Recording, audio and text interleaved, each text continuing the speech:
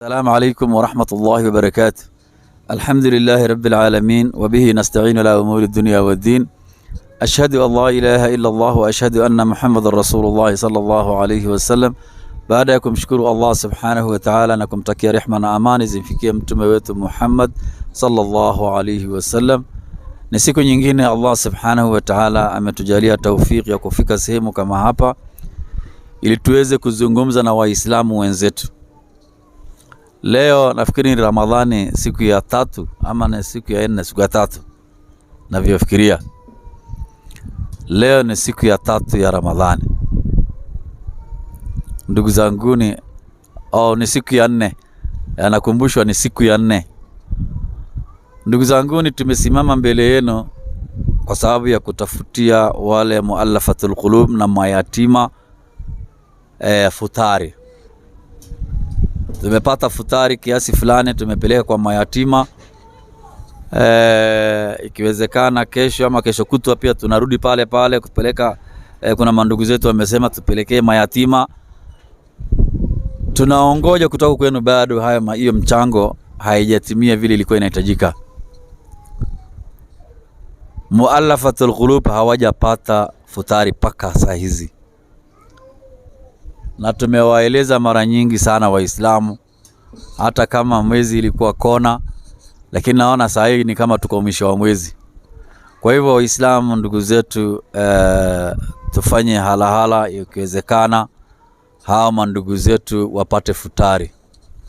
Sababu ni nzito sana. Mtu aliyesilimu na amesilimu katika familia yake, pengine wako wawili ama watatu ama ni mmoja, na wengine si Waislamu, so kupata futari itakuwa ni ngumu kwake. Ni sisi ndio ndugu zao, sisi Waislamu ndio mandugu zao. Tunafaa kuwajali hawa mandugu zetu Waislamu wapya. Kwa hivyo ndugu zanguni, mchango inaendelea, haijakoma bado. Mchango inaendelea bado, hata kota haijafika. Kwa hivyo ndugu zanguni, tujitahidi kuwafuturisha hao mandugu zetu ambao ni muallafatul qulub na hawa watoto mayatima. Tusimame na hao mpaka siku ya Ramadhani kuisha. Kwa hivyo ndugu zanguni, tunawaongoja na tumesema kila family gharama yake itakuwa ni shilingi 15,000. Shilingi 15,000 ndio gharama ya family moja, na ni family 200. Kwa hivyo ndugu zanguni, tujitahidi kuwafuturisha hao mandugu zetu, na tunasema tsadaqu barakallahu fikum. Yale mlitoa Allah subhanahu wa ta'ala awapatie nayo jannatul firdaus, na yale mmebaki nayo Allah subhanahu wa ta'ala abariki mali yenu na abariki umri yenu. Kwa hivyo mimi nasema tsadaqu barakallahu fikum. Namalizia hapa, tunaongoja nyinyi Waislamu mtume hiyo futari, tuwafurahishe hao mandugu zetu. Assalamu alaykum wa rahmatullahi wa barakatuh. Wa alaykum salam wa rahmatullahi wa barakatuh. Nafikiri kama mlivyosikia ni kwamba leo ni siku ya 4 katika mwezi mtukufu wa Ramadhani. Ni mwezi ambaye Waislamu wote duniani sisi tunafunga kwa amri ya Mola wetu, na ina faida kubwa sana katika sisi, katika mili yetu, afya zetu. Na kwa kusema kweli, katika vile tulikuwa tumeongea mbeleni, bado tuko nyuma kidogo sana, tena sana, kwa sababu ile target ambayo tulikuwa tumeweka, target haijafika, na watu ni wengi, na pia watu watima pia nao ni wengi. Hata sio pahali moja peke yake, ni pahali nyingi sana sehemu zao. Na tungeomba kwa ukarimu to donate generously, kuweza kuwasaidia watu wa kwanza wameingia katika dini, wale wapya hawa hawajapata mpaka saa hii. Angalau yatima wamepata, wametangulia wamepata, hawa wengine hawajapata. Na kama vile tulisema ni dola 130 ama 120, kuanzia 20 mpaka 130. Kwa hivyo unaweza kujitolea, na kama tulisema, kama mtu hawezi peke yake, mnashikana ukiwa wawili au mkiwa watatu, mnalisha familia moja. wengine wanashikana pia, mnalisha family nyingine moja, na hivyo ndivyo tutakavyofanya rais. Rasul sallallahu alaihi wasallam mwezi wa Ramadhani alikuwa mtu generous sana. Ukisoma katika sira ya mtume utaona vile alikuwa generous katika mwezi wa Ramadhani, ako mbele zaidi, alikuwa anatoa zaidi, anasaidia zaidi pale anaweza na anafanya. So na sisi bwana, tusiwachwe nyuma. Jaribuni sana tufanye hiyo kazi, kwa sababu bado tunasonga na siku bado inayoyoma, tunaendelea pole. Kwa hivyo jaribu, toa kile uko nacho, usione ungumu. Hii ndio wakati ya kuchuna thawabu. Hii ndio wakati, pengine inaweza kuwa leo mimi ndio Ramadhani yangu ya mwisho, pia wewe inaweza kuwa leo ndio Ramadhani yako ya mwisho. Kwa hivyo jaribu, fanye bidii, tushikane mkono pamoja, na mimi najua kwa hiyo uwezo wa Allah Subhanahu wa Ta'ala na kwa idhini yake inshallah tutafaulu inshallah. Assalamu alaykum warahmatullahi wabarakatuh. Wa alaikumussalam warahmatullahi wabarakatuh. So Waislamu, nadhani ujumbe imewafikia na alhamdulillah.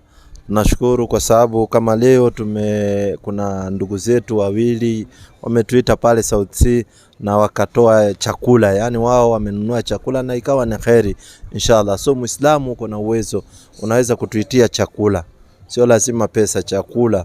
Najua una chakula mahali, au kasema tuende pamoja tukagawe, itakuwa ni khairi kubwa sana. Manake tuko Ramadhani siku ya 4, tunaelekea siku ya 5. Kabla tumalize hii 10 ya kwanza, watu waweze tuwe tusagawa karibu watu kadhaa, kwa sababu ile idadi tulikuwa tunatarajia itawezekana, tunaona kidogo imekuwa ni challenge sana, kwa sababu tulikuwa tunahitaji family 200 ambao tulikuwa nazo. Hizi family 200 kila family 15,000 imekuwa ni mtihani mkubwa sana. Sasa tumeona katika hiyo bado family 200 tunajaribu kureduce, kuangalia wale ambao hali yao iko chini zaidi, kwa sababu imekuwa ile kiwango tumepokea bado kiwango iko chini sana, haitaweza kucover up wale watu wote tulikuwa tunataka. So Waislamu inshallah, wale ambao wana uwezo, endeleeni kutoa, endeleeni kuchanga. Kuna wale wanatuma 200, 300, 150 ngapi, chochote ambacho uko nacho. Hatujawekea ati idadi, kwa sababu tumesema family moja inahitaji 15,000 almost hiyo package 15,000 tuseme. Sasa yule ambao labda yuko na 1,000, 2,000, 10,000 ngapi, wewe toa kwa ajili ya Allah. Kwa ile uwezo ambao Allah amekuwezesha, fanya nusra kwa ajili ya Allah. Tumepata Ramadhani na Allah tunamuomba atukubalie saumu zetu. Wale wote ambao wamefunga Waislamu, Mwenyezi Mungu atukubalie saumu zetu. So Waislamu tuweze kujikakamua inshallah biidhnillah. Toa kwa ajili ya Allah, Mwenyezi Mungu amekupa hiyo uwezo, toa kwa ajili ya Allah. Ukitoa 500 hauwezi ukafirisika, ukitoa 20,000 huwezi ukafirisika, ukitoa 100,000 huwezi ukafirisika. Allah amekupa hiyo riziki na pia ni mtihani kwako. So jaribu kufanya nusra kwa ajili ya Allah wakati unapumua, kwa sababu kesho hujui itakuwa namna gani. Leo ndio siku ambao Mwenyezi Mungu amekujalia na unaweza kutoa kwa ajili ya Allah, na unatoa unajiwekea katika akaunti yako ya akhira. Hii ni yako, unajiwekea katika akaunti ya akhira, because ukiacha kwa bank ama ukaacha sehemu nyingine, hizo zitakuwa ni matumizi kwa watu wengine, lakini wewe ndio uliochuma. So fanya nusra wakati uko hai, jitengenezee akhira yako wakati uko hai. So toa kwa ajili ya Allah, tuwafutulishe watu kwa ajili ya Mwenyezi Mungu. Assalamu alaykum wa rahmatullahi wa barakatuh. Assalamu alaykum wa rahmatullahi wa barakatuh. Baada ya kumshukuru Allah Subhanahu wa Ta'ala na kumtakia rehema na amani zimfikie mtume wetu mtukufu Nabii Muhammad sallallahu alaihi wasallam, ni siku nyingine tumekutana katika viwanja hivi, na leo ni siku ya 4 katika mwezi wa Ramadhani kama sijakosea mwalimu wangu. Nafikiri tuko siku ya 4, sio? Kwa hivyo tukiendelea na saumu, na tunaomba Mwenyezi Mungu kwanza, Mwenyezi Mungu atufikishe mpaka tufunge mpaka mwisho, na Waislamu wote duniani pahali popote walipo, tunaombea Mwenyezi Mungu awape afya na aweze kuwapa hiyo nafasi ya kufunga mpaka wamalize. Tusherekee Idi pamoja inshallah. Nafikiri kwa majina, mimi naitwa Hassan Karioki na mimi ni Muislamu, na niko na kakangu hapa, naye atajitambulisha aseme yeye ni nani. Sijui unaitwaje kakangu? Mimi naitwa Simon. Naam. Lakini mimi si Muislamu na mimi si Mkristo. Anasema anaitwa Simon, is not a Muslim and is not a Christian. Yeye si Muislamu na si Mkristo. Asante sana. Sasa swali gani basi ungetaka kutuuliza Simon? Swali yangu ni rahisi. Naam. Nyinyi kama Waislamu, Naam. mnaamini kama mtaenda heaven? Na hii heaven iko side gani? Iko wapi? Because wanasayansi wamejaribu kuitafuta na hawajai jua pahali hiyo heaven iko located. Swali lake liko sawa. Anasema yeye si Muislamu na si Mkristo. Anauliza hivi, kwanza nyinyi Waislamu mnaamini mnaenda heaven? Na hiyo heaven kule mnaenda iko upande gani? Kwa sababu wana scientist wamejaribu kuitafuta, hawajai jua hiyo heaven iko wapi. Si ndio swali lako? Yeah. Asante sana. Katika elimu ya Kiislamu, Uislamu haukuacha kitu chochote. Uislamu ulifundisha mambo mengi, na nabii vile aliwacha, kwa sababu nabii ni wahi, ni ufunuo, alikuwa anafunuliwa na Mwenyezi Mungu na malaika Jibril, ambaye naye Wakristo wanamuita Gabrieli. Huyo ndio alikuwa anatumwa kwa manabii wote kuleta ujumbe wa Mungu na kuleta habari yale mambo itakuwa na ile itakayotokea baadaye.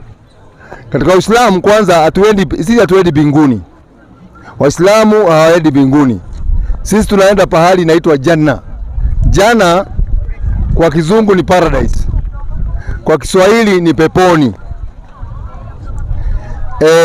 Mtume Muhammad sallallahu alaihi wasallam anatuambia jana, aliona jana wakati alienda katika safari ya Miraj. Safari ya Miraj alienda mpaka bingu ya 7. Ndio nikaona hizi swala ambayo tunaswali leo zimetoka huku. Na ameonyeshwa pahali pepo iko. Pepo iko juu ya bingu 7. Bingu hii 7, bingu hizi tunaona si moja. Unajua watu wanafikiriaga ukiona hii bingu ya blue, hii ya blue, mtu anasema ni hii tu. Bingu si moja. Na vitabu vyote hata Qur'ani imesema hivyo na Biblia pia imesema hivyo. Bingu si moja. Bingu tunaambiwa namna hii.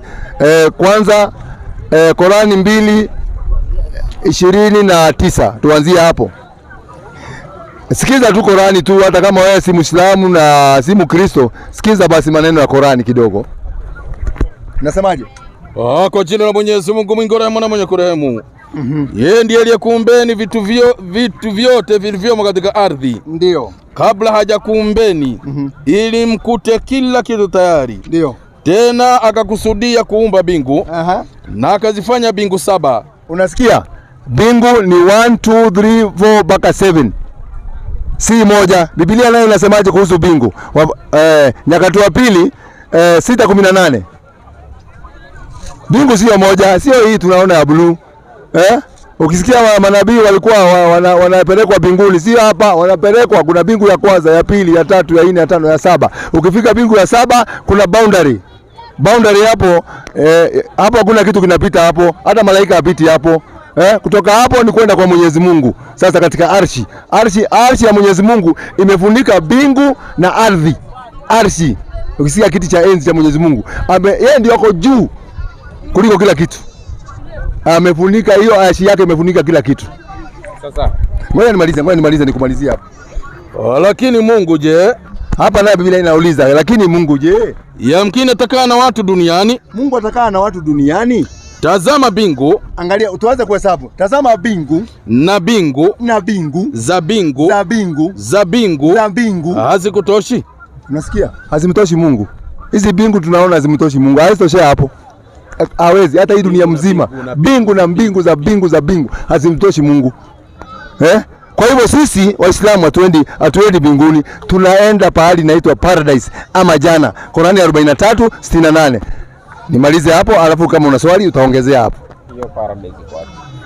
Paradise nimekwambia iko juu ya bingu 7. Hapo bingu 7 kuna boundary, na hapo ndio paradise unaambia iko pande.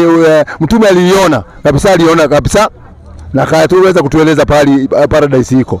Kwa hivyo haiko hapa, iko juu. Hizo mbingu zenye unasema ziko hapa juu ni mbingu gani? Kwa sababu wanasayansi wamejaribu kuangalia zenye ziko hapa juu ni layers. Yenye ukitoka hapa karibu hapa inajulikana kama troposphere. Ukitoka troposphere unaenda layer nyingine inajulikana kama mesosphere. Then unaenda stratosphere, then unaenda exosphere. Ukitoka exosphere una escape to another planet. Sasa hiyo mbingu yenye unasema ya 7 iko wapi? Kwanza kitu ya kwanza, scientist kwanza wana urongo mwingi sana, kwa sababu tangu Mungu aumbe mbingu na ardhi, pahali elimu ya mwanadamu amepewa ni kufika hapa kwa nini? Kwa mwezi. Hapo ndio umepewa. Ama utume chombo ifike kwa Mars, ile mnaitwa sayari inaitwa Mars. Lakini pahali kuna nyota, naona zile nyota usiku wakati unamulika hiyo nyota, hiyo ni mbingu ya kwanza. Hakuna kiumbe chochote duniani kimeshafika hapo, isipokuwa manabii wale ambao walienda kwa Mungu. Wanasema ni maili milioni ngapi? Hiyo hakuna, hata scientists hawa, hakuna chombo, hakuna hata hizi dola kubwa duniani kama hizi superpower kama Amerika, Russia, hizi nchi kubwa kubwa, kina British na zingine na kina China, hizo hawajawahi kuweza kutengeneza chombo kinaweza fika katika mbingu ya kwanza. Mbingu ya kwanza hata tuwezi kusema ati trillion, tuite trillion ama ni nini, ni miles na ni miles away. Hiyo nyota bali unaionaga, hakuna mwanadamu anaweza fika hapo. Hata scientist unasikia ni scientist hawezi fika pale. Ni kuonyesha power ya Mwenyezi Mungu.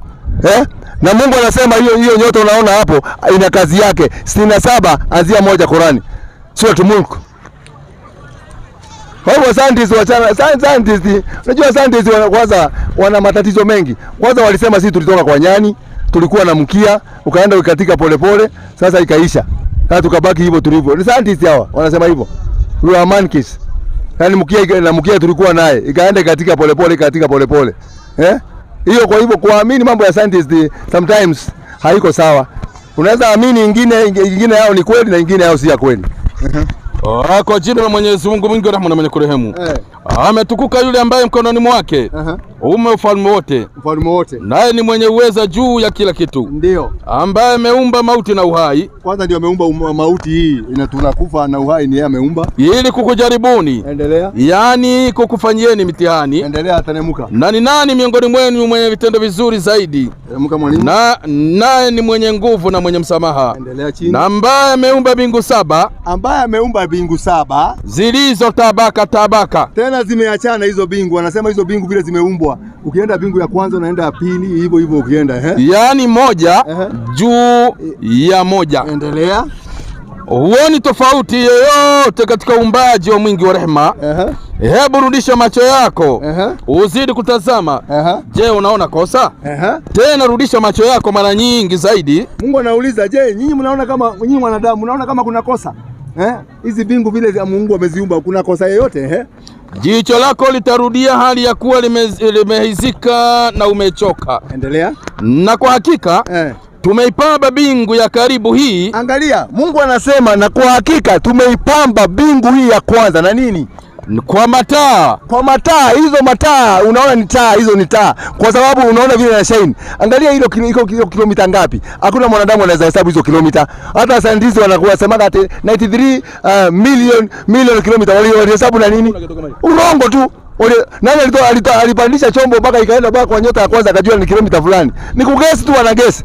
Wanasema jua hii inawaka hii. Wanasema ati sijui ni bilioni ngapi. Jua yenyewe unaweza fikia. Jua yenyewe inatoka katika arshi ya Mwenyezi, katika kiti cha Mwenyezi Mungu, arshi. The throne inatoka hapo chini asubuhi, inakuja ndio tunaona asubuhi inatoka. Jioni ikirudi inaenda kurudi tena katika arshi ya Mwenyezi Mungu. Hii jua hii tunaona hii. Kwa hivyo hii unaona mbingu ya kwanza, hakuna kiumbe kinaweza fika pale na hakuna mtu anajua kilomita ngapi. Ma scientist ni urongo mwingi tu. Na ndio naona sisi wanadamu tunadanganywa sana. Kwa mfano sisi tuko hapa Kenya. Nakupa mfano ulio hai ndio ujue yale maneno yanasema ni kweli. Hapa kuna mlima unaitwa Mount Kenya. Hii mlima wa Mount Kenya tunaambiwa na hawa wanajiita wasante na historian wanasema the first man to discover Mount Kenya was Dr. Kraft. Ati mtu wa kwanza kujua kuna mlima hapa ni Kraft. Na wale wa Meru na Wakikuyu na Borana walikuwa hapo area, hawakuwa wanajua kuna mlima. Unaona urongo wa kwanza? Haya, wakatoka hapo hao wazungu kijua, ukitaka kujua kucheza wanachezea. Wakaenda hapa Kisumu. Wakakuta Lake Victoria. Wakatuambia hata katika history tunasoma katika vitabu. Tulikuwa shule. The first man to discover Lake Victoria, Dr. Livingstone. Na wale Wajaluo walikuwa na wakaa huko walikuwa wanafanya kazi gani? Hawakuwa wanajua kuna ziwa. Na walikuwa wanakula samaki kutangu zamani. Akatoka hapo akaenda hapa Nyahururu. Akasema the first man to discover Thompson Falls. Hii yote ni ujanja wa hawa jamaa. Lakini Mwenyezi Mungu ana mpango wake. Na mwanadamu ako na yake. Sasa nyinyi mnaamini creation theory ama? Sisi hatuamini theory, tunaamini maneno ambayo ililetwa kutoka kwa Mwenyezi Mungu direct na malaika. Malaika akawaambia kwamba mtu wa kwanza kuumbwa alikuwa ni Adam. Malaika ndio wamesema ni Adam aliumbwa wa kwanza. Na hivyo ama? Scientists wanasema ni nani aliumbwa kwanza? Scientists wanasema watu wali evolve from nini? From monkey, na monkey zili evolve from dinosaur.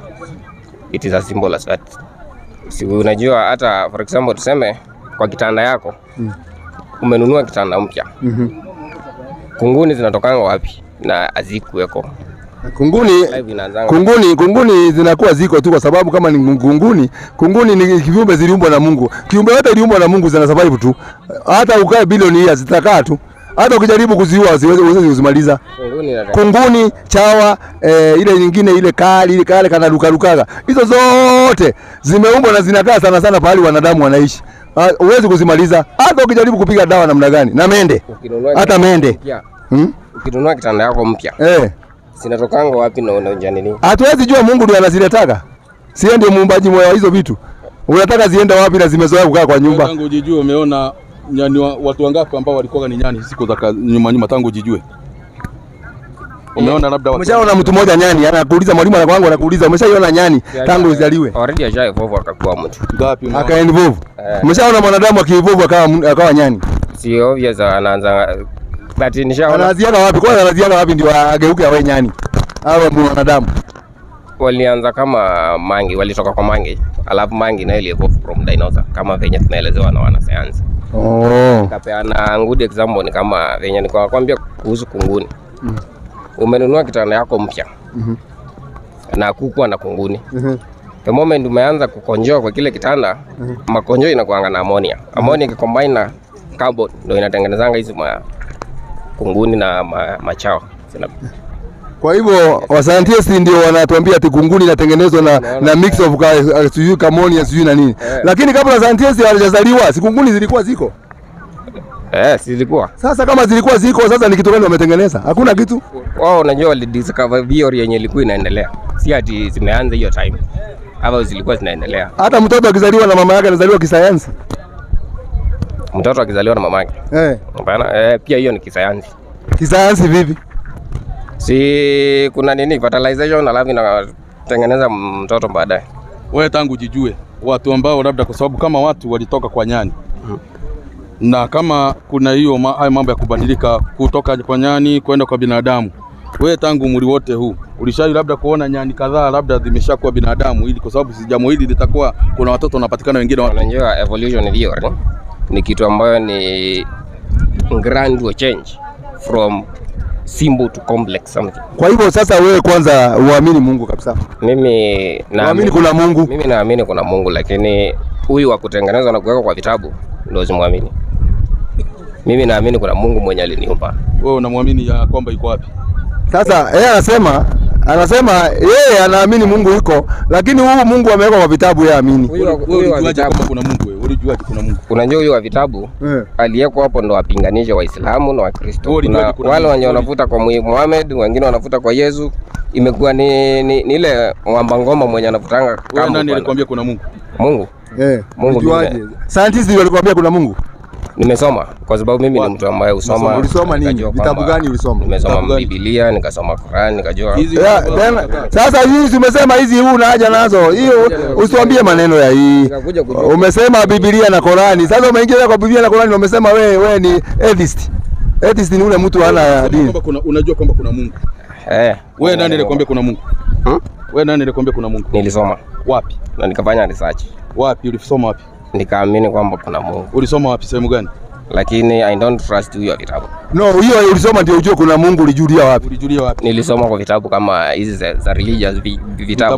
Kumbe unaona sasa huyu jamaa. Kumbe ulirudi tu tena kwa vitabu za religious ndio ukajua kuna Mungu. Ulikuwa swali lingine? Sasa swali ya pili ni unajua wewe ni mtu wa sayansi. Sasa nataka ule mtu ambaye anajua at least anatupatia neno yani chakula cha uzima. Scientist. Mwalimu usiwa sayansi. Kama kuna Mungu. Mahali nimeona mkisema kwamba Yesu alimtabiri Muhammad Mimi nataka kujua. Sasa wewe mbona umeingia tena kwa Yesu kumtabiri Muhammad? Na umetuambia wewe hizi vitabu mbili uamini. Sasa iko haja gani tusome hizi vitabu mbili na umetuambia wewe kabisa you are not a Christian, you are not a Muslim. Why should you go to the books? And you said you are not a Christian and you are not a Muslim. Si mtu usoma na anaelewa. Na wewe unasema si wewe ulisoma wewe. Sasa wewe ulikuwa unasoma hizi vitabu za nini na unasema hizi uziamini? Mimi nataka kujua.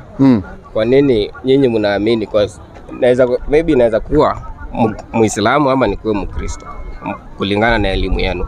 Sasa nataka kujua, kuna mahali niliona mkisema kwamba Yesu alimtabiri Muhammad.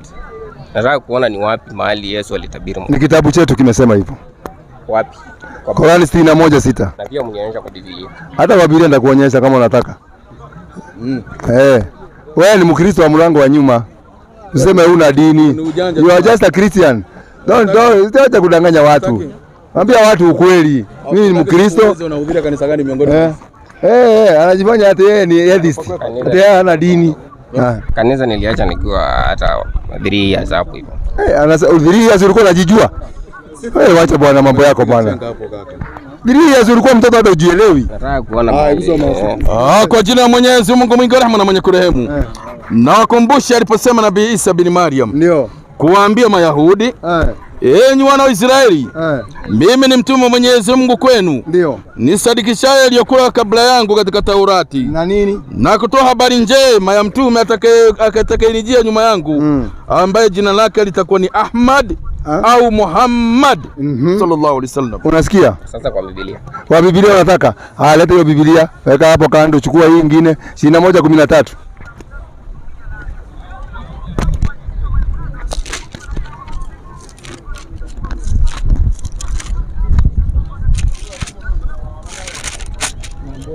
Isaya 21:13.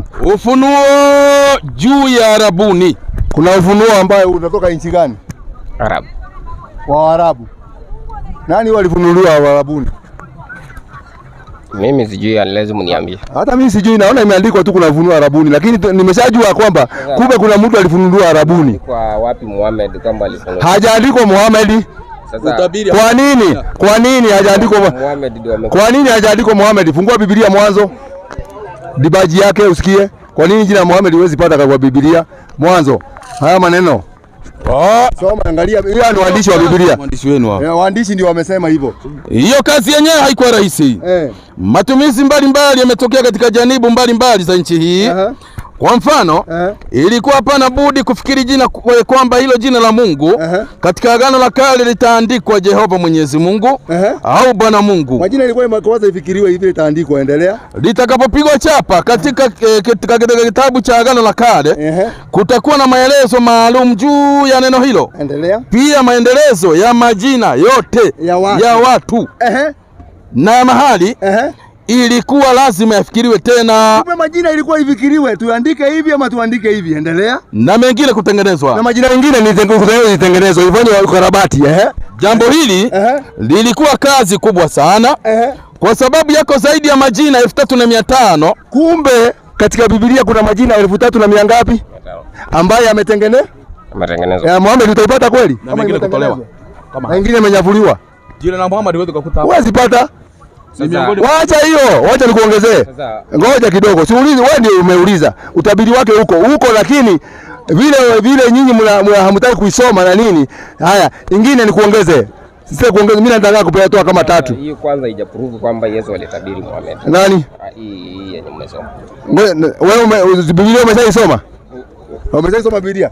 Sijaisoma lakini naelewa. Umejuaje? Bado hiyo maelezo yenu bado mimi haijanidhi. Haya, ngoja nikupe ingine hapa. Haya, 5:2 Mika. Uniambie hiyo ni ya nani? Nataka kuona pale. Ngoja kidogo. 5:2 Mika anasema bali wewe Bethlehem Efrata, ndio ule mdogo kuwa miongoni mwa elfu za Yuda. Nini? Kutoka kwako wewe atanitokea mmoja atakayekuwa mtawala katika Israeli. Huyo ni nani atabiriwa hapo katika kitabu cha Mika? Angezi ni Yesu. Umejuaje ni Yesu na ile ya Muhammad umekataa? Unaona ujanja hii. Ya Muhammad amekataa. Ufunuo Arabuni. Nimesoma Bethlehem ya Yuda. Anasema hiyo tabiri ni wa Yesu. Umejuaje ni Yesu hajaandikwa Yesu? Ngoja kwanza. Ndio mwalimu wangu. Wewe tabiri ni wa nani? Nimesema I guess ni Yesu. Unajua kwa nini ugesi ni Yesu? Na hiyo nyingine umekataa kugesi. Kuna tofauti ya kusema I guess ni na kusema ni. Kwa hivyo hujui ni nani? Kwa hivyo hujui ni nani? Nimevaa tu kama ninge siko sure kama ni Yesu. Okay. Na ile nyingine pia hujui kama ni Muhammad. Hata hiyo haiwezi kuwa Muhammad. Kwa hivyo zote hujui ni nani? Kwa hivyo usibishe kwa sababu hujui. Kama hujui basi usibishe. Si hata nyinyi mnataka kudhihirisha kwamba ni wao. Kwa sababu sasa wewe unajua una ushahidi. Una ushahidi. Na nimeshakwambia mimi nimetoa andiko inasema kuna ufunuo wa Arabuni. Nikakuuliza nani alifunuliwa Arabuni? Ukasema hujui. Na pia kwa jina. Hauwezi kukuta jina lake limetajwa jina lake, na ndio maana hapa wewe mwenyewe umeguess ya kwamba ni Yesu pamoja na kwamba haijaandikwa Yesu. Manabii katika utabiriwa katika the Old Testament. Utabiri unakuja kutibia katika New Testament. Andiko gani imeandikwa nabii akitabiriwa? Unaweza kumpa mtoto kwa jina kabla hajazaa. Wewe uko na bibi? Ya, mimi niko na bibi. Bibi akiwa na mimba unaweza patia mtoto jina na mtoto hajazaliwa? Hujui kama ni msichana ama ni mwanamke? Kama ni kijana? Itategemea na mwenye mko naye. Mkipanga namna gani? Utapangaje kitu ambaye kiko kwa tumbo na hata hujui kama ni kijana kama ni msichana? Si obvious, wanasayansi washajua, wanakuelezeanga ni mtoto gani yako tumboni. Kama anaenda clinic ushaelezewa. Sasa kuna watu unaweza kwenda uangalie, lakini mtoto anazaliwa na amekufa. Sasa umempatia jina gani? Na already amezaliwa pengine amekufa. Kuna vitu zingine haziingii kwa akili. Hii kitu za Mungu hazielewekani na akili ya binadamu. Kwa na njina kwa kichwa. Haya. Kuna mtu mwingine ako na swali? Bado sasa unajua sasa maswali yako unajua sasa. Story mingi sasa. Haya, hiyo ya mwisho ni gani? Swali yangu ya mwisho. Ni kuna mahali niliona mkisema kwamba Yesu. Yaani mlisema Yesu wakati Yesu hakusoma Biblia. Sasa nataka kujua wakati alikuwa amepelekwa na shetani kwenda kujaribiwa, mahali alipelekwa mahali juu. Most of his references alikuwa anasema kwamba imeandikwa kwamba mwanadamu hafai kuishi na. Sasa nataka kujua ni kitabu gani hicho Yesu alikuwa amesoma ndo apeane hizo references. Labda wewe tuambie kwa sababu wewe ndio researcher wa science. Labda wewe tuambie. Mimi nafuatilia. Ndio mimi nasema labda wewe ungetuambia. Sio ni science na science inasema aje kuhusu Yesu? Science inazungumza mambo ya Yesu. Wewe ni mtu wa science, inasemaje kuhusu Yesu? Haijazungumza mambo ya Yesu. Basi kama hujazungumza mambo ya Yesu basi wachana naye. Wewe kuja kuuliza ndo nijue kwa nini. Sasa wewe unajua nataka kujua ni kitabu gani. Wewe kitabu hatujui sisi. Labda wewe mtu wa science tuambie. Hatujui sisi. Labda wewe mtu wa science utueleze. Acha swali lingine, acha nichukue swali lingine. Sawa, pumzika kidogo. Hivi bwana. Namna gani bwana mchungaji? Kwa salama? Sawa. Sini. Najua sisi tunasalimiana, asalamu alaykum. Asalamu alaykum. Wa alaykum salam. Asante sana. Mimi naitwa Hassan Kariuki. Na wewe unaitwaje? Mimi naitwa John. John. Yeah. John, sasa ni swali gani ungetaka kutuuliza sisi Waislamu tuweze kuangalia kama tutaweza kujibu? Mwanzo kabisa nashukuru kwa sababu ya hii. Maana tumekutanika hapa ili kwamba tujue ukweli. Sauti kidogo, anasema mwalimu wangu anasema sauti kidogo. Sauti iko chini. Iko chini sana. Utoe ile kama ile unatoa kule. Sasa kile ambacho kimetupatanisha hapa ni tuweze kujua ukweli. Kama vile ndugu yangu wa kwanza ameweza kuuliza. Ni vizuri mtu kuuliza swali ya mahali ambapo hajui. Aweze kupata ufahamu. Sasa swali ambalo nilikuwa nataka kuuliza siku ya leo. Nimekuwa hapa kwa muda sijauliza maswali na nakujanga tu nasikiza. So mimi swali ambalo niko nalo siku ya leo nilikuwa nataka niulize dini ya Kiislamu alianzisha mwanzilishi wa dini ya Kiislamu ndio nilikuwa nataka nijue. Haya, anauliza mchungaji, anauliza mwanzilishi wa dini ya Uislamu. Islam is old as mankind. Qurani 10:19.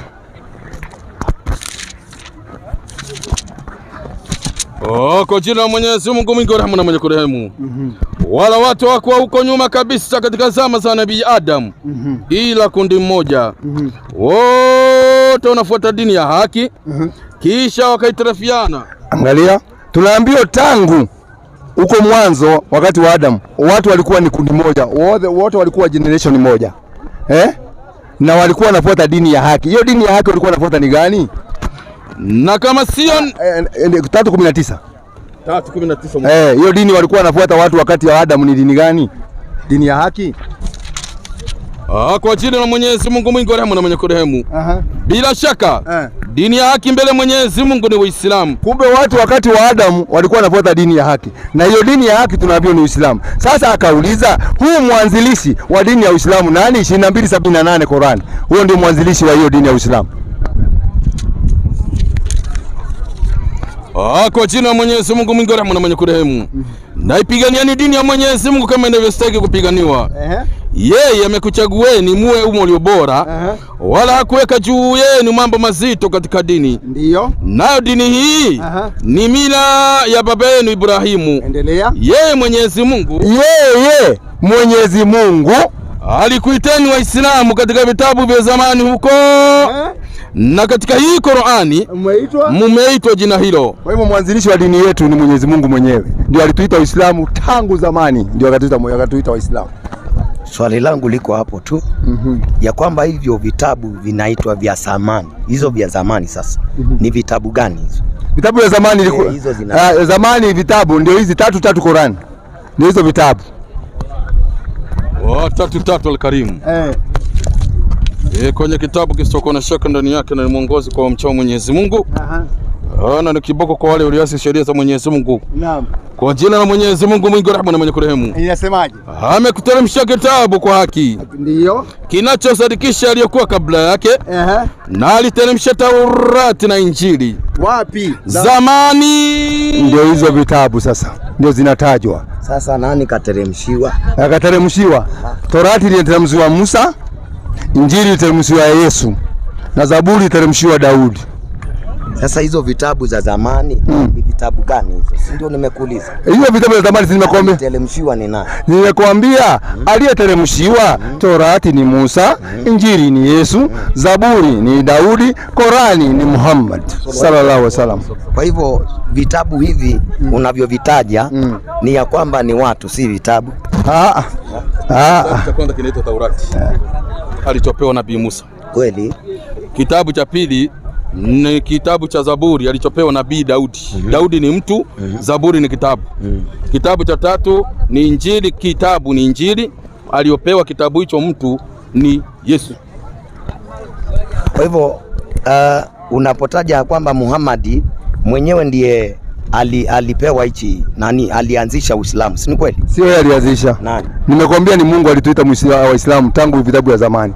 Tangu zamani za kale. Mimi nimeuliza. Muhammad hakuanzisha Uislamu. Alifanya nini? Muhammad alileta Uislamu Maka, ambayo Muislamu kulikuwa hakuna. Waarabu hawakuwa na Uislamu. Baada ya Ismaili kukufa, Nabii Ismaili alayhisalamu kufa, wale Waarabu waliacha dini kama vile Wanaisraeli walikuwa wakiachwa kidogo na nabii moja wanaanza kuabudu miungu mingine. Hivyo mandugu zao pia, wakati Ismaili alikufa watu waliacha dini. Sasa mtume alikuja kurudisha dini iliyokuwa ya babu yao Ibrahimu. Sikuja ati anakuja kuanzisha, ameleta ile dini pale Maka. Sasa unajua wakati mtu anakufa si kuna kuanga na kumbukumbu. Manake wakati unasema walikufa wale walioanzisha, ina maana kwamba kuna watu walikuwa wanafundishwa. Kwani Ibrahimu si alikufa? Ibrahimu alikufa. Na si alikuwa Muislamu? Wapi?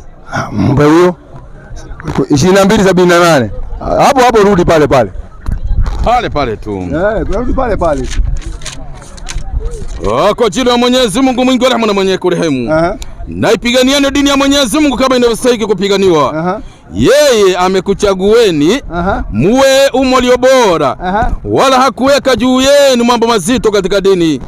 Nayo dini hii ya Kiislamu ni mila ya baba yenu Ibrahimu. Kumbe ilikuwa ni dini ya nani? Ya baba yenu nani? Inasema ni mila ya baba yenu Ibrahimu. Kwa sababu kila kitu kinaenda na mila yake. Uislamu. Sikatai. Kwa hivyo tunaambiwa Ibrahimu alikuwa katika mila ya dini gani? Ya Kiislamu. Na wewe unasema Ibrahimu alikuwa katika mila ya dini gani? Sasa wewe Qur'ani inasema nini? Qur'ani nimeshasema. Na wewe kwako wewe unasema Ibrahimu alikuwa dini gani? Unajua mimi nimeuliza, sijauliza mambo na Kristo. Haya, ngoja nitakuja tu. Mimi nimeuliza mambo. Tuendelee. Sijaingia kwa Wakristo mimi. Bado. Haya, sawa.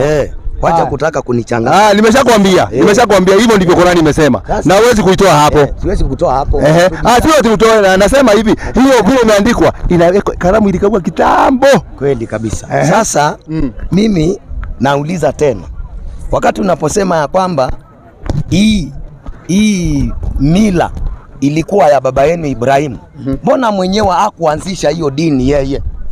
Mbona hakuanzisha hiyo dini? Si Ibrahimu alianzisha dini. Dini Mwenyezi Mungu. Nimesoma, rudia tena 78. Kuona nataka usikize polepole. Usiusikize polepole. Piganieni dini ya Mwenyezi Mungu kama inavyostahili kupiganiwa. Yeye amekuchagueni muwe umo ulio bora. Wala hakuweka juu yenu mambo mazito katika dini. Nayo dini hii ni mila ya baba yenu Ibrahimu. Yeye Mwenyezi Mungu. Yeye Mwenyezi Mungu alikuiteni Waislamu. Tulia. Kumbe nani alituita Waislamu? Mungu. Tangu zamani. Na zamani nani walikuwa wako? Sasa unajua kilichopo ni kwamba nataka tuelewane. Tunafundishana na hakuna vita. Sasa hapa ni kuelewana. Tupate kufahamu sisi wote, maana kila mtu aliye hapa anataka kujua na kufahamu kile ambacho watu hukusanyika hapa. Sasa siku ya leo unajua kusoma kitu na kukielewa ni vizuri sana, na hiyo ndio njia iliyo sawa. Hivyo ndivyo Qur'ani imesema, imeeleza mambo ya Ibrahimu na wale wengine. Sasa mimi nauliza hivi ya kwamba hao waliozungumziwa wao wakasemekana kwamba waliteremshiwa kitabu. Sasa mimi nataka Ibrahimu huyu, manake huyu Mungu akiongea yeye kwa tukirudi kwa Ukristo, isipokuwa sitaki kuingia huko, nataka kusikia. Tutaingia huko, hata ukikataa tutaingia huko, tunaingia tena sana, tutaingia tu na siogopi. Manake nimesikia mkisema kwamba Kristo huwa asome Biblia. We read the Bible. Leo nataka leo niko na mchungaji, leo sina wasiwasi na sina kifua. Leo niko na mchungaji wenyewe original. Sasa tuelezane. Unajua wakati niingie kwa Biblia ama nisiingie kwa Biblia. Sasa iko hivi, tutaingia tu taratibu. Sasa iko hivi. Umemalizana na Waislamu kwanza? Na Qur'ani. Na Waislamu. Sasa na Waislamu kwanza ndio tuingie kwa Biblia. Sasa mimi swali nauliza, huyu Mwenyezi Mungu alikuwa anaongea, alimuongelesha nani? Manake mnasema kwamba Mungu ndiye ana Qur'ani inajibu ya kila kitu. Inajibu ya kila mtu. 21:23. 21:23. Qur'an. Anauliza huyu Mwenyezi Mungu alikuwa anaongea na nani? Kwa jina la Mwenyezi Mungu mwingi wa rehema na mwenye kurehemu. Haulizwi Mwenyezi Mungu, haulizwi Mwenyezi Mungu anayoyafanya. Kwani yote ni ya haki. Lakini wao viumbe kama mimi na mchungaji wataulizwa. Kumbe Mwenyezi Mungu haulizwi nini? Rudia andiko. Rudia tena. Haulizwi Mwenyezi Mungu, haulizwi Mwenyezi Mungu analolifanya. Sasa hiyo mtu akitaka mtu mwenyewe ni aende akamuulize, lakini Mungu haulizwi analofanya, kwa sababu kila kitu anachofanya ni cha haki. Lakini swali sasa ukiuliza Mwenyezi Mungu unaambiwa haulizwi. Sasa wewe ukitaka kumuuliza unajua utatafuta bini ya kumuuliza, lakini Mungu haulizwi. Akisema kitu ameshasema full stop. You have no authority yote ya kuquestion Mwenyezi Mungu anything. Ni kweli. Ndio tunaambiwa katika Qur'ani.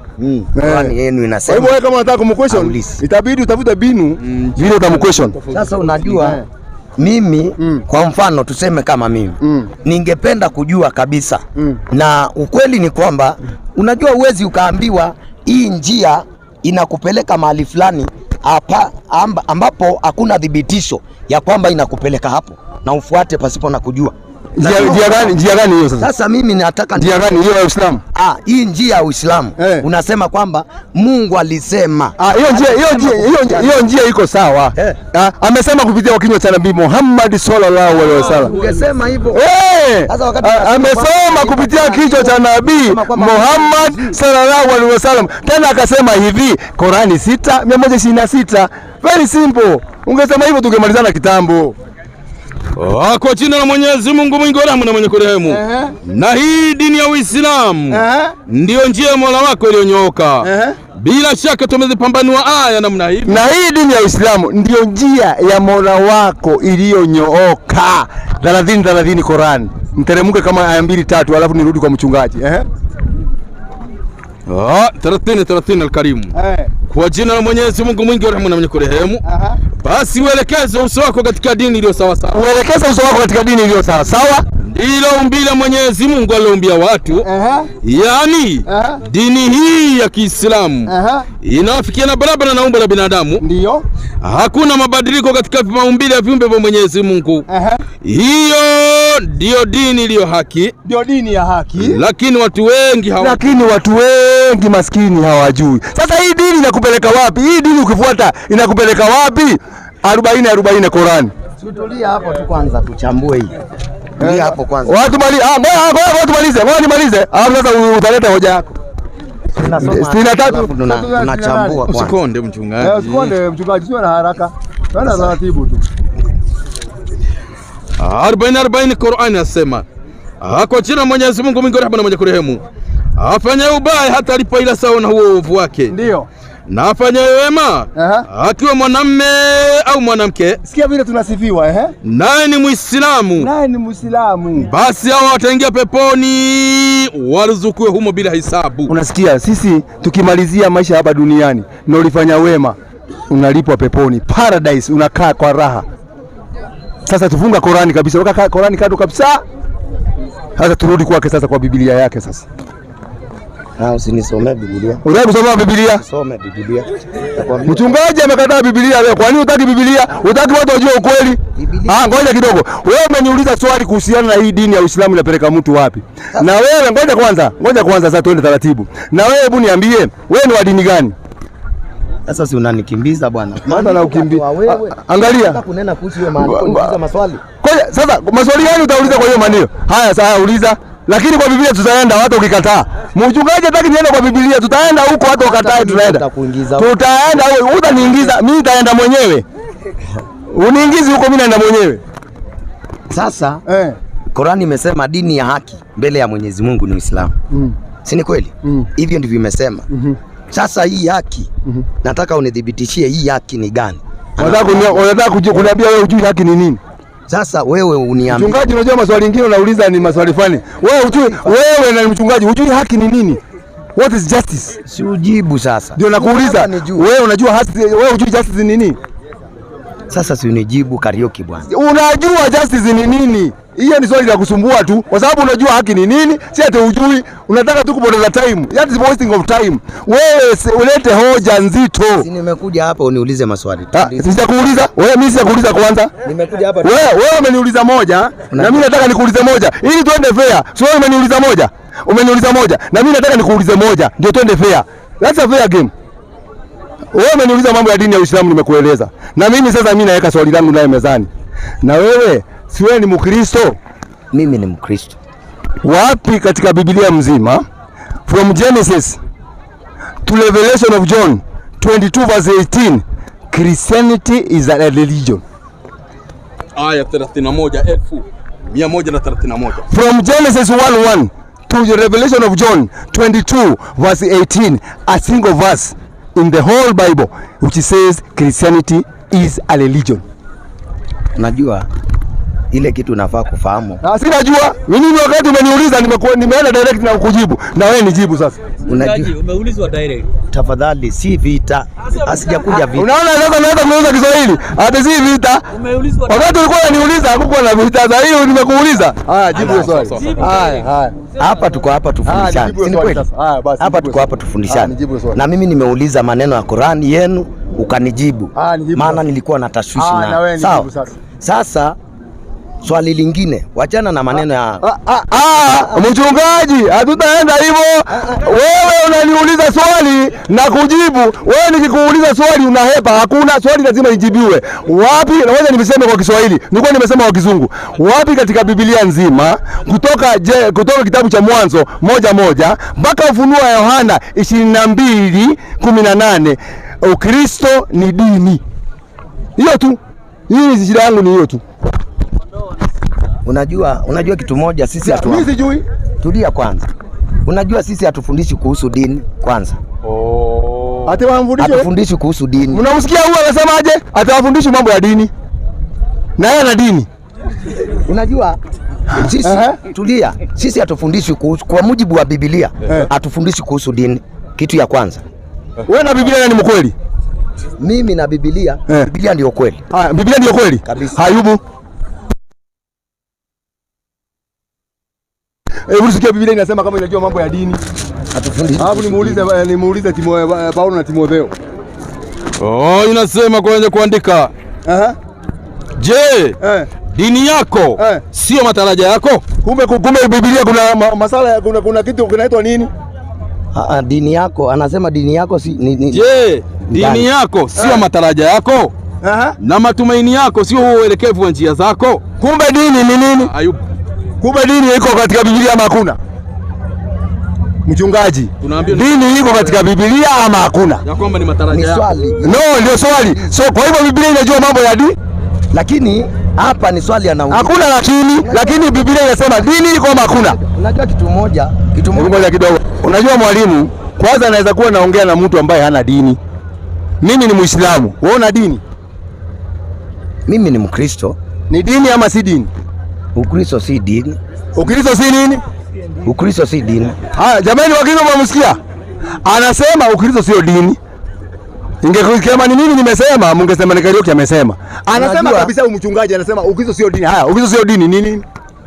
Sasa ile kitu iko na ile kitu nataka tuelewane. Unaona? Sasa wewe unaniuliza mambo ya Ukristo, si ni kweli? Na wewe si Mkristo. Si ni kweli? Wewe wakati ulikuwa unaniuliza mambo ya Uislamu, wewe ulikuwa Muislamu? Sasa unajua wewe unafundisha kuhusu Qur'an. Si ni kweli? Ndio umeniuliza mambo umeniuliza maswali ya Qur'ani na wewe si Muislamu, si ndio? Sasa hiyo unaniuliza mambo ya Ukristo na wewe si Mkristo. Na mimi unaniuliza ina hambo wewe, nikakujibu maswali yako yote nikamaliza. Wewe sasa hiyo unaniambia kwamba Ukristo sio dini. Wapi nasema Ukristo sio dini? Hapana, sitakujibu hiyo. Utanijibu hiyo? Sitakujibu. Sasa nataka unisomee. Jamani, huyu jamaa si mwenzenu huyu. Wakristo, huyu si mwenzenu. Ni sawa. Amesema Ukristo sio dini, lakini Wakristo wamejaa hapa ujue. Ni sawa. Haya. Sasa nataka unisomee. Wewe ulisema kwamba wakati nimekuwa hapa kwa huu muda. Ulisema hiyo muda yote nimekuwa hapa. Kuna kitu ulisema kwamba kama sisi Wakristo ya kwamba tukienda mbele za Mwenyezi Mungu mpaka tusujudu na tutoe viatu. Sasa nataka unidhibitishie andiko linalosema ya kwamba wakati wewe mwenyewe unasujudu unamwakilisha Kristo. Sasa nataka unipatie andiko inaosema hivyo. Na wapi Yesu? Andiko vile wewe unataka iandikwe wewe. Yaani vile nataka iandikwe. Wewe unataka tusome vile Biblia inasema ama ni vile wewe maandiko yako vile unataka ipangwe? Sasa unasema kwamba wewe ulisema kwamba si hata mimi nimesema, mimi nisoma Biblia. Unless useme nilikosea. Hebu nisome hiyo andiko nilisoma kwanza, Nyakati wa Pili 7:3. Sasa labda tuulize Biblia, wewe ndio ukitaka kosoa ukosoe kitabu. Usinikosoe mimi. Sababu mimi nifuata kitabu vile kimeandikwa. 7:3 Nyakati wa Pili nasema wakatazama wana wa Israeli wote. Hapo naambiwa wakatazama wana wa Israeli wote. Wote walikuwa pamoja wana wa Israeli. Uliposhuka ule moto. Wakamanya nini? Utukufu wa Bwana ulipokuwa hapa juu ya nyumba. Wakasujudu. Sujudu hapa ya mwalimu wangu. Hiyo ndio kufanyaje? Wakasujudu. Haya, endelea. Soma. Wakasujudu. Hata hii. Wakasujudu kifulifuli. Hata nchi sakafuni. Nchi ni wapi mchungaji? Hapa chini. Kwa hivyo hii uso wao uliguza wapi? Chini. Hawa ni wana wa nani? Wa Israeli. Walisujudu kichwa chao iko wapi? Iko chini. Na sisi Waislamu tunasujudu kichwa wako inaenda wapi? Chini. Wewe ukisujudu kichwa wako inaenda wapi? Sasa mimi nakuuliza wewe Mwisraeli? Mimi si Mwisraeli, lakini Musa ile kitu anafundisha naichukua. Nabii wa Mungu akifundisha kitu tunachukua, kwa sababu sisi hatubagui manabii kama nyinyi. Manabii wote sisi tunaamini. Hiyo alifundisha Musa, akafundisha wana wa Israeli. Kumbe ukitaka kuomba Mungu unaweka uso wake chini. Wewe ni mchungaji, hata tangu uzaliwe mpaka leo hujaiweka uso chini. Sisi naona Waisraeli tunaweka uso chini. Wayahudi walikuwa wanaweka uso chini. Wewe uweki uso chini. Sijui wewe uso wako unapelekana wapi? Sijui ni east ama ni west. Unaona?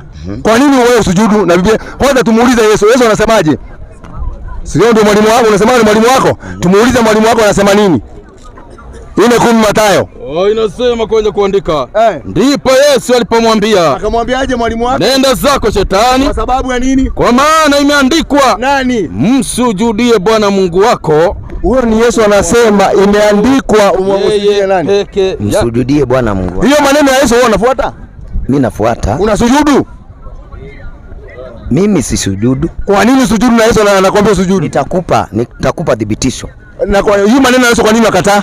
Sasa nitakupa dhibitisho. Haya 22:22 na 18. 22 na 22:8. Kitabu cha Ufunuo.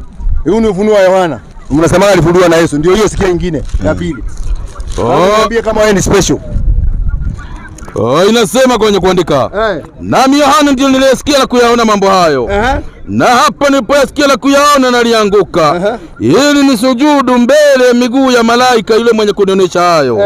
Naye akaniambia, angalia, usifanye hivi. Ndio. Mimi ni mjoli wako na ndugu zako manabii. Ndio. Na wale wayashikayo maneno ya kitabu hiki. Unasikia? Unaambia wanaoshika maneno ya kitabu hiki. Wanashika maneno ya hiki kitabu? Nashika 100% kabisa. Million times. Haya, endelea, maliza. Msujudie Mungu. Haya, sujudu. Unasema usujudu. Si sujudu hapa. Kwa nini? Mimi nasujudu. Mimi kama wewe utaki, mimi nasujudu. Sawa, sujudu. Kwa nini unakataa na wewe ni mchungaji? Nitakupa andiko tafadhali. Ya kupinga hii. Ya kupinga hii. Anasema Biblia inapingana. Anasema atanipa andiko ya kupinga hii. Unajua? Kwa hivyo nampinga mwalimu wako Yesu. Tulia kwanza. Polepole tu. Naenda polepole. Haya. Sasa kilichopo ni kwamba hii Biblia iko na mafungu mbili. Kuna Agano la Kale na Agano Jipya. Na mambo yaliyokuwa yanatendeka Agano la Kale si yale yanayotendeka katika Agano Jipya. Tunaelewana sasa? Kwa hivyo wewe wakati unaposoma Biblia ndio mmesoma mkaielewa kabisa. Lakini ukweli ni kwamba unafaa ufahamu na kujua ya kwamba wale walikuwa wanaabudu enzi za Musa. Maabudu yao ni tofauti na wakati Yesu anakuja. Yesu mwenyewe alipokuja maabudu yalibadilika. Yesu kuhusu mambo ya kale anasemaje? Ngoja kidogo. Yesu mambo ya kale anasemaje kuhusu mambo ya kale? Sikia kwanza. Anasemaje Yesu? Ndio naeleza Biblia. Usieleze, unataka ueleze maneno ya Yesu. Ndio nasema hivi ya kwamba vile ambavyo wewe mwenyewe unataka viwe si vile vitakavyo. Sio mimi nataka, ni kitabu inataka uwe hivyo. Kitu cha kwanza. Yesu anasema hivi. Unajua mchungaji, mimi nashindwa. Wewe haya. Pole tu. Hatubishani. Hata kesho niko hapa. Tuko hapa tu. Hapa hata hakuna kubishana. Hapa ni point. Mimi naona unakuja unakaa pale. Haya. Si eti kwamba nimeanza, hata mimi nilikuwa Muislamu, usinione hivyo. Rongo hiyo. Hiyo ni rongo. 04. Ngoja kidogo. Ngoja kidogo. Ngoja kidogo. Unajua kuna watu wanadanganya watu. Hebu wewe ngoja kidogo. Wewe nani? Unajua watu wanakuja wanadanganya watu, wanaambia watu mimi nilikuwa Muislamu, nilikuwa hivi. Hebu nisomee sura Fatiha. Kama ulikuwa Muislamu kweli, soma sura Fatiha. Unataka kumbebesha jamani, ili hapana, wacheni asome sura ya kwanza ya Kiislamu ambaye kila mtu yoyote ambaye anajua, mtu wote wa kusilimu anajua. Hebu soma sura Fatiha. Sisomi juu nilitoka huko. Hujui na huko Muislamu, hiyo ni urongo. Hiyo ndio mnatumiaga huko. Unajua mimi nilikuwa Muislamu alafu nikaokolewa na Yesu. Hiyo ni urongo kadabla. Adhana ngapi? Kuna adhana ngapi kwa siku moja? Achana na adhana. Unajua nilitoka kule. Ulitoka wapi? Endelea. Acha nikuona, nimekupa nafasi. Ongea, ongea mpaka umalize. Sasa wakati unasema kuhusu Agano la Kale na Agano Jipya. Mimi nakuuliza swali tu. Wakati Musa aliongeleshwa na Mungu. Akiongeleshwa na Mungu aliambiwa atoe viatu. Si ni kweli? Wakati mnaingia msikitini mnatoa viatu. Musa, mimi hapa. Manake Musa alikuwa kwa kichaka. Na kwa kichaka hakuna mahali kumefagiliwa. Na Mungu ananena naye anamwambia mahali umesimama ni patakatifu, vua viatu vyako. Wakati Musa anaongeleshwa na Mungu, nataka unieleze, maana pale ulikuwa ni kichaka, si mahali pamekagiliwa. Usafi uliokuwa unazungumziwa mahali pale ulikuwa usafi gani? Sasa nakuuliza hivi, ngoja kidogo. Mungu akikwambia ufanye kitu, utafanya ama utafanya? Nitafanya. Musa aliambiwa atoe nini? Atoe viatu. Alitoa ama hakutoa? Sasa unajua Biblia. Nakuuliza. Wewe Mungu akikwambia, wewe ukiambia mtoto wako, wewe toa hiyo nguo, si nyumbani, si anatoa? Ni kweli atatoa. Musa ameambiwa na Mungu ambaye ndio mfalme wa wafalme, toa viatu. Alitoa hakutoa? Tukubali alitoa. Lakini tukubali. Si ameamrishwa na Mungu. Kweli kabisa. Sasa shida yako ni nini kuhusu wewe mambo ya Musa kutoa viatu ni nini? Shida yake ni nini? Kwa sababu unajua lazima tuelewe. Biblia si kama vile gazeti. Biblia ina ufunuo wake. Maandiko, wakati unasoma maandiko yale yana ufunuo. Ngoja kidogo. Biblia ina ufunuo na tumesoma maandiko hiyo ufunuo hapa. Tukakwambia inasema usujudu ukakataa. Umekataa au kukataa? Sasa ni turudi hapo tu. Lengo lake ni kwa nini Waislamu wanatoa viatu? Hiyo ndio lengo lake. Lengo lake ni kwa sababu pale tunaenda kuabudia Mungu ni pale patakatifu. Pale mtakatifu. Ndio naona Musa akaambiwa toe viatu. Joshua kwanza akasujudu bila Joshua 5:14 Joshua. Inasema tuanzie 13. Soma 13. Ikawa hapo Yoshua alipokuwa karibu na mji wa Yeriko. Akavua macho yake na kuangalia. Na tazama, mtu mume akasimama kumkabili mbele yake. Naye alikuwa na upanga wazi mkononi mwake. Sio hiyo. Joshua, ndio hiyo. Ndio hii mwalimu wangu. 14. Yoshua akamwendea na kumwambia, "Je, wewe upande wetu au upande wa adui zetu?" Akasema, "La, lakini nimekuja sasa nini amiri wa jeshi la Bwana." Huyo ni malaika. Yoshua akapomoka kiusauso hata nchi. Naye akasujudu. Joshua amesujudu. Akamuuliza, "Bwana wangu aniambia nini mimi mtumishi wake?" Huyo amiri wa jeshi la Bwana akamwambia Yoshua, "Vua viatu vyako miguuni mwako." Joshua alisujudu kwanza akiwa na viatu. Baada ya kujua huyu ni malaika, akasujudu akaambiwa, "Hebu tuvua hizo viatu vyako." Wakuwa mahali hapo, simama hapo ni patakatifu. Yoshua akafanya hivyo. Akatoa viatu. Sababu pale unaabudu ya Mungu inatakana pale pasafi, lakini si uende chooni, kanyange huko kinyezi huko, kanyange mkojo huko, alafu unaenda kuabudu Mungu na unasema unamwabudu Mungu. Pale Mungu anaabudiwa ni pale inatakana iwe safi. Sasa niulize swali. Uliza swali. Wakati unaposema mahali unaabudu panafaa kuwa pasafi. Mahali pale hapo pa maabudu na wewe nani wa maana?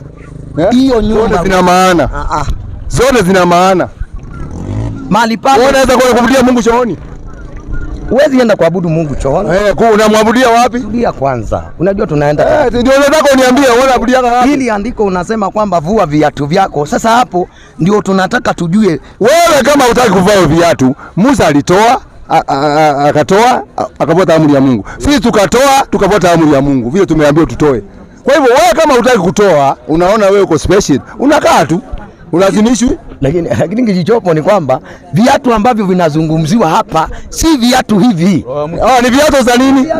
Ni viatu gani? Vinavyozungumziwa si viatu. Ni viatu gani? Tuambie ni gani? Jameni. Wewe jameni. Anasema hivi. Hii viatu zinazungumziwa kwa Biblia sio viatu kama hii nimevaa. Haya, hebu tuambie hiyo viatu ni viatu gani na imeandikwa wapi? Sasa kilichopo ni kwamba tuambie kwanza hiyo viatu ni viatu gani? Sasa ngoja kwanza hapana, wewe mchungaji unaenda vibaya. Kiswali kija anatoroka, anahepa. Tuambie hiyo viatu umesema si za mguuni. Kama si za mguuni ni viatu gani na imeandikwa wapi? Sasa nisomee Yohana mambo ya viatu. Baba tunaongea mambo ya viatu. Tuongei mambo na viatu. Unaona amekataa tena. Anakataa. Usipoteze hawa. Sasa kupoteza watu. Usipotezi. Huyu rafiki yangu leo. Sasa Mimi nataka tuongeleshane, wewe usiingilie, tuko na huyu. Mimi nataka uniambie, mimi usikia, unajua mimi siendagi vile. Wewe mchungaji, mimi siendagi vile mnaendaga. Wewe unanijua mimi sirolana. Mimi nataka kitu mtu akisema, ngoja kidogo. Nataka mtu akisema kitu unaambia watu evidence. Wakienda nyumbani wanasoma. Sasa wewe umesema ile maandiko tumetoa 2, hiyo si viatu za miguu, ni viatu zingine. Hiyo ni viatu za gani? Hebu ambie watu ni viatu gani na zimeandikwa wapi?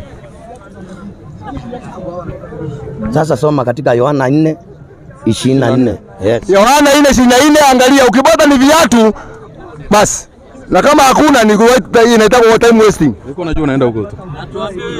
Mungu ni roho. Mungu ni roho. Sasa kwa Mungu ndio yeye imewapasa kumwabudu kwa roho na kweli. Sasa angalia, ametoka kwa viatu ameenda kwa Mungu. Sasa unajua. Sasa pasa usidanganye watu. Leo baka tuambie baka nitoke hapa kwa kiwanja saa hii. Nataka uniambie umekataa viatu ambazo zilikuwa natolewa na Musa na Joshua, sio viatu za miguu, ukasema ni viatu zingine. Sasa hizo viatu zingine, hawa watu wako hapa wanataka wakienda nyumbani ndio waende wakasome kitabu yao nyumbani. Waambie hiyo viatu ni viatu gani na imeandikwa wapi? Narudia tena mara ya pili. Sasa unajua, sasa sijui Biblia yenyewe unapoisoma si kama nimekwambia, si kama tusomee tu, tunataka kujua hiyo viatu ni gani. Musa anaambiwa atoe viatu gani? Pia anaambiwa atoe viatu. Viatu gani? Viatu gani? Viatu ni matendo yake, ni matendo maovu. Wapi imeandikwa? Tuonyeshe kwa Biblia yako. Ndio hii yako ya kanisani, toa hii. Andika. Toa ni matendo. Umesema ni matendo, toa. Sasa toa pasta, waacha kwa kudanganya watu mchana, jua kama linawaka. Unadanganya watu leo mimi niko hapa udanganyi. Sasa unajua niko hapa leo. Mimi sibishani. Sikubishana, wewe utaki ukweli. Wewe umesema viatu na mimi narudia mara ya mwisho. Namrudia mara nyingine ya mwisho. Amesema viatu vya Musa na viatu vya Joshua sio viatu vya miguu. Amesema ni viatu vingine. Ni viatu gani? Nisomee Waebrania 9 kuanzia mstari wa 11. Wacha niende hoja nyingine. Naomba kuna mwingine akona swali? Kama kuna mtu mwingine akona swali, niulize swali lingine. Wacha tu. Wewe mchungaji pumzika. Hapana mchungaji. Unajua mimi kawaida yangu, mimi personally sitaki mtu anapoteza time. Kama unapoteza time, unapoteza hata wewe unakasirika. Wanasema dakika 30 tunaongea mambo ya kiatu. Hiyo ni wasting time. Wewe kaa kando. Wewe kuja nani? Wewe njoo. Ali ameniambia nisimtoe, waacha tuambie mpaka tuambie kiatu ni gani. Haya.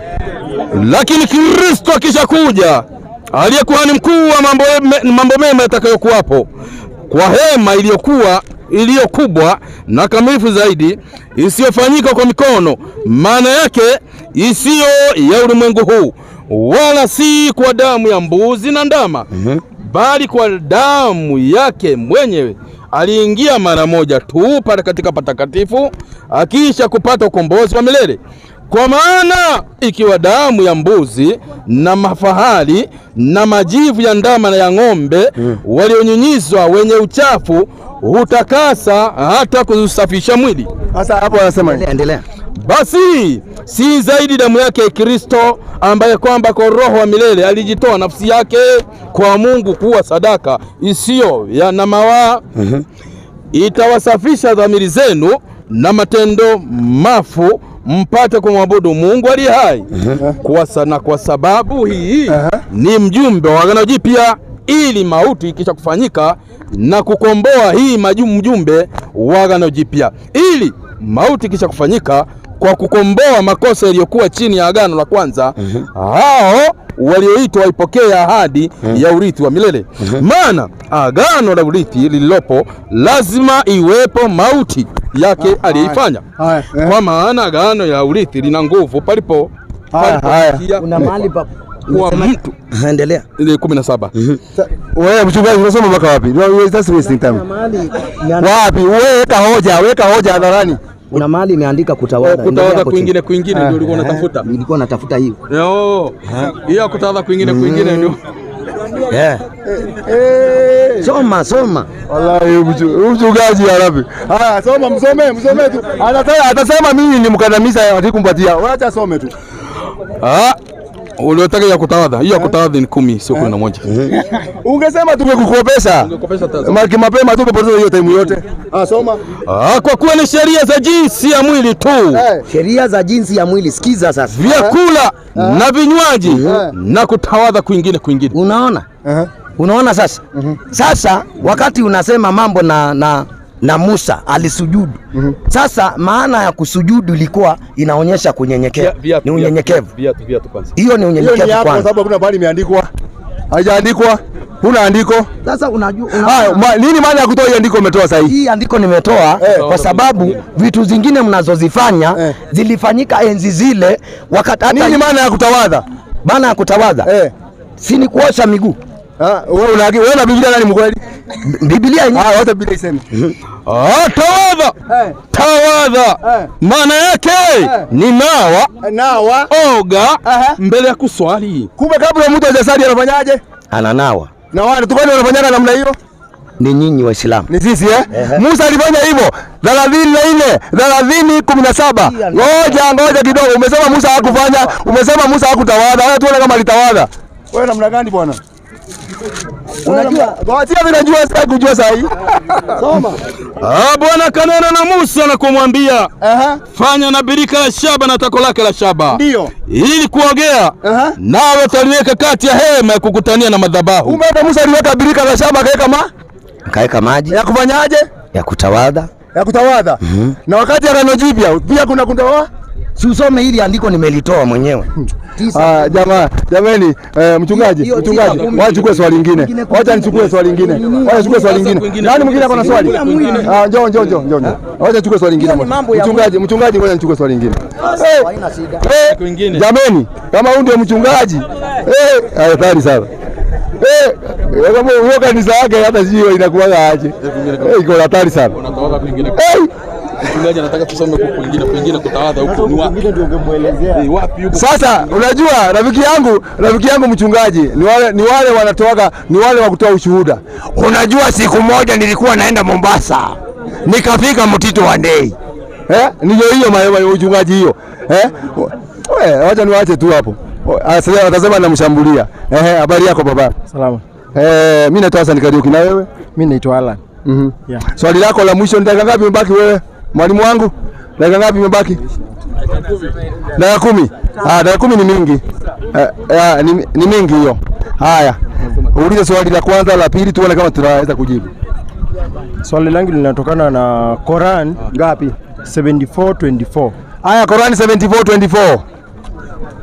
Haya.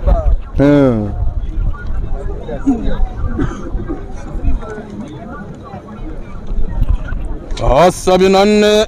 Mchungaji, angalia maswali ni kama haya. Sasa inaulizwa, mtu anakuja direct na swali direct, hakuna mambo ya kuja kusema ilikaenda 74 24 uliza.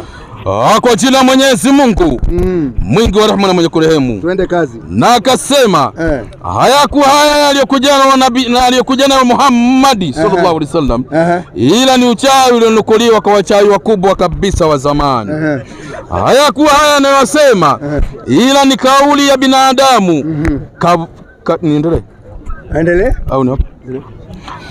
Karibuni hivi nitamtia katika moto unaowaka kweli kweli. Hapa sasa ni Mwenyezi Mungu, majibu ya Mwenyezi Mungu. Na ni nini kitakacho kujulisha huo moto? Haubakishi wala hausazi. Unabagua ngozi mara moja. Sasa nataka tuelezee huu uchawi tunaambiwa hapa ulikuwa na nani?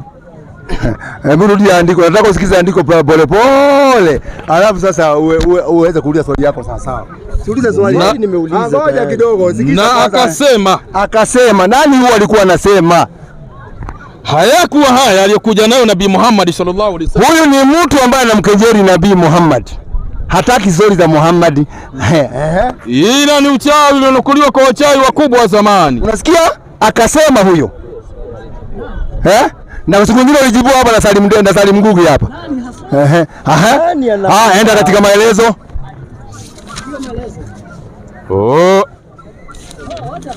Hebu kidogo. Anahadidiwa yule mpingaji mkubwa kabisa wa Uislamu Hii hapa huko haikuisoma hiyo. Wewe hujaisoma maelezo hiyo, uelezo ujue ni nani. Wewe unauliza tu hadi ushahidi hapa. Hii ni 1126. Wewe soma. Soma ya gani? Si ni ya 26 tunasoma. Hii ya majibu haya yako huko. Soma maelezo. Maneno haya yameanzia 11. Hebu ngoja kidogo, kabla hujasoma, unajua nataka kuangalia IQ yake. Hebu nataka kuangalia IQ yake. Wewe unafikiria ni nani huyo? Umeshana vizuri? Huyo alikuwa anasema hivyo ni nani? Maneno haya hayajaanza. Unajua wewe yameanza huko. Unajua wewe mwalimu, shida yako ni moja. Na ndio maana Wakristo wanga wataki wakuulize maswali. Wewe una hasira, yule mwalimu. Ngoja kidogo. Wako hapa. Wala siku ni uoga. Uoga, wachana naye uoga. Wote kuwa mwoga. Usiogope mtu. Hata si mnamsikia. Haya. Sikiza, soma maelezo. Enda direct kwa maelezo kwa sababu ya time. Enda direct kwa maelezo. Sasa maelezo yalikuwa yameanza 11 mpaka 26. Ndio sasa maelezo ya hiyo kafiri alikuwa anazungumza maneno haya. Anahadidiwa yule mpingaji mkubwa kabisa wa Uislamu. Mwanzo kabisa alipokuja Uislamu, naye ni Walid ibn Mughira. Walid ibn Mughira ndio alikuwa anakejeli Nabii Muhammad. Anasema huyu ni uchawi. Hiyo maneno anatuambia ni uchawi wa watu wa zamani. Na ndio Mwenyezi Mungu hapo chini akasema nitamtia huyo Walid ibn Mughira, nitamtia katika moto unaowaka kweli kweli. Sawa, umesema hivyo. Kesho nitakuja na ile Qur'ani nilipewa kwa sababu hiyo swali uliuliza hapa juzi, nilikuwa nimekaa pale. Wewe usidanganye watu, mimi nilikuwa nimekaa pale, ukauliza Salim the same question, akakujibu Salim huyu amekaa pale chini. Sasa ukija utamkuta pale, mtaongea na yeye. Tumesema mimi niko na hasira. Wewe umesema mimi. Ngoja kidogo. Umesema mimi niko na hasira. Nikija ule kijana ako pale, mtaongea na yeye. Sawa. Mimi kwa sababu mimi najua ni kwa nini. Swali haujanijibu. Mimi najua ni kwa nini. So nafikiri Salim kesho atamuita. Hiyo tu. Wao utauliza mara ya ngapi? Uliza Salim. Sawa. Kama unafikiri mimi ndio mpole, utapatana na yule.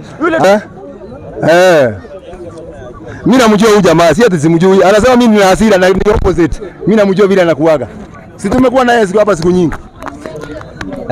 Hebu nisomee 14 42 Qurani. Mathayo. Haya 14 42 Mathayo, haraka. Dakika moja. Swali moja tu. Haya. 14 42. Akuje kesho. 42. 14 42. Nasikitika kwamba Mathayo haijafika hicho kitabu. Mathayo 14 42 haijafika. Imefika 36.